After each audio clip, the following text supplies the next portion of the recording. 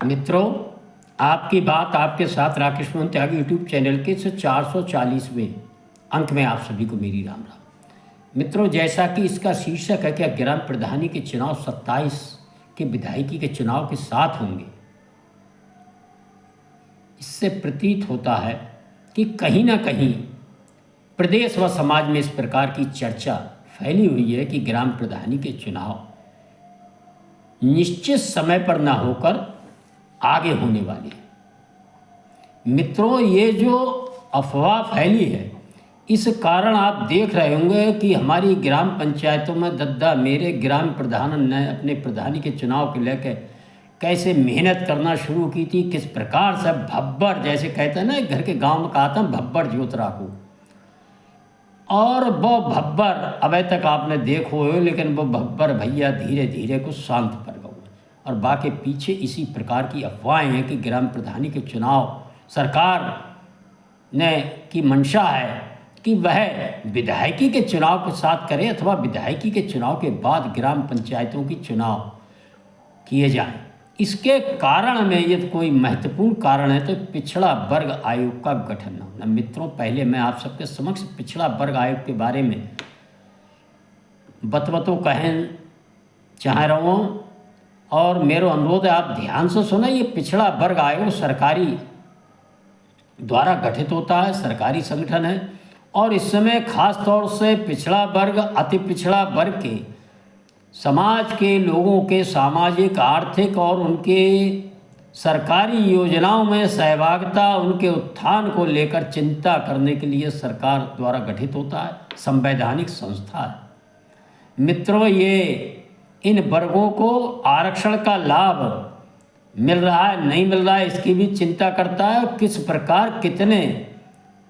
प्रतिशत और ख़ास तौर से चुनाव के बीच किन किन सीटों को पिछड़ा वर्ग के संवैधानिक अधिकारों के आधार पर उनको इन चुनाव में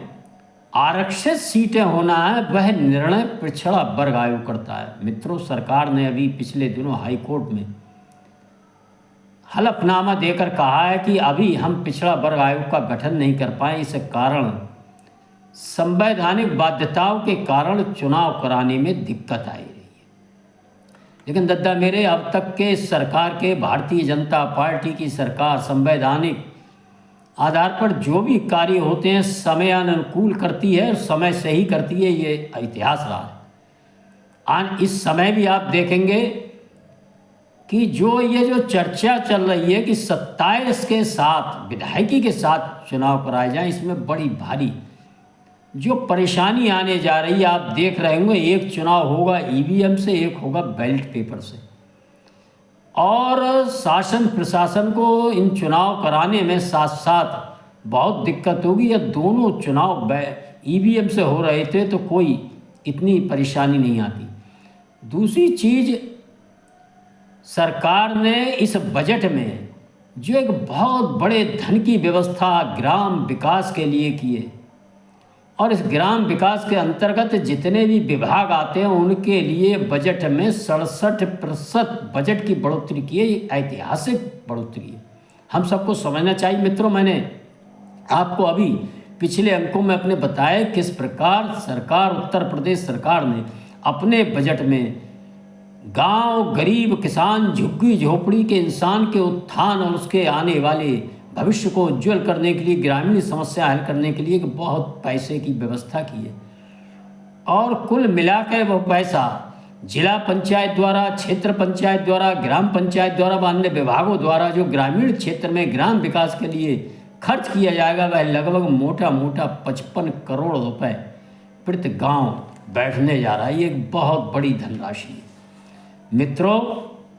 और ये धनराशि जब गांव की सरकार का गठन होगा, जब प्रधान जी का चयन होगा, पूरी ग्राम समिति, क्षेत्र पंचायत जो प्रमुखी को होता है साहब चुनाव, और जिला पंचायत का गठन होगा, तभी ये धन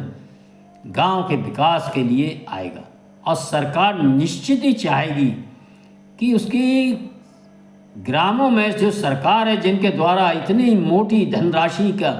जो व्यवस्था की है वह सही से समय से खर्च हो सके, गांव में विकास की धारा बह सके। जिसका सरकार को लाभ हो। मित्रों, और मेरा ये अनुमान है, वैसे राजनीति में कोई भविष्यवाणी करना बड़ा कठिन होता है, लेकिन फिर भी सरकार के पुराने ट्रैक को देखते हुए नज़र आता है कि सरकार, आप देखिए कि निश्चित समय पर ही ग्राम प्रधानी के चुनाव कराने के लिए पूरी सक्रियता से लगी हुई है। लेकिन यदि किन्हीं कारणों से ये चुनाव अब टलते हैं तो फिर ये 27 के चुनाव के बाद ही संभव होंगे। लेकिन मैं इस अंक में अपनी वाणी को विराम देने से पहले मैं एक बार पुनः आपसे, जो लगातार मैं दोहराता रहता हूँ कि यह जो इतनी मोटी धनराशि आ रही है, ऐसा ना हो हम अपने निजी हितों, कुछ स्वार्थवश, कुछ लड्डू जलेबी, नशे का सामान व अन्य प्रलोभनों में फंसकर और ऐसे लोगों को अपने ग्राम की सरकार चलाने का अधिकार दे दें, वह इस पैसे को खुर्द-बुर्द कर दें। आवारा पशुओं को बनी गौशालाओं की व्यवस्था छिन्न-भिन्न कर दें। गांव-गांव बनी पानी की टंकी की व्यवस्था सही से न चला पाएँ। सरकार द्वारा गांव में भेजे पैसे जो सीसी निर्माण के लिए दिए जाते हैं, वह सीसी निर्माण ठीक से वह प्रदान न कर पाएँ, क्योंकि आपने अपने कीमती वोट के द्वारा कुछ निजी स्वार्थ, जातिवाद, क्षेत्र कुर्मावाद गाँव में जो चलता है, भैया जो उनको खानदान है वो उनको खानदान है, जाति के आधार पर कहीं इस प्रकार के प्रधान, बीडीसी और क्षेत्र पंचायत सदस्य आपने चुन लिए जो आपके ग्राम की विकास की योजनाओं में केवल और केवल ग्राम का हित न देखकर अपना हित देखेंगे। और जब आप किन्हीं स्वार्थ के वशीभूत होकर उनसे कुछ ले देकर अपना कीमती मत,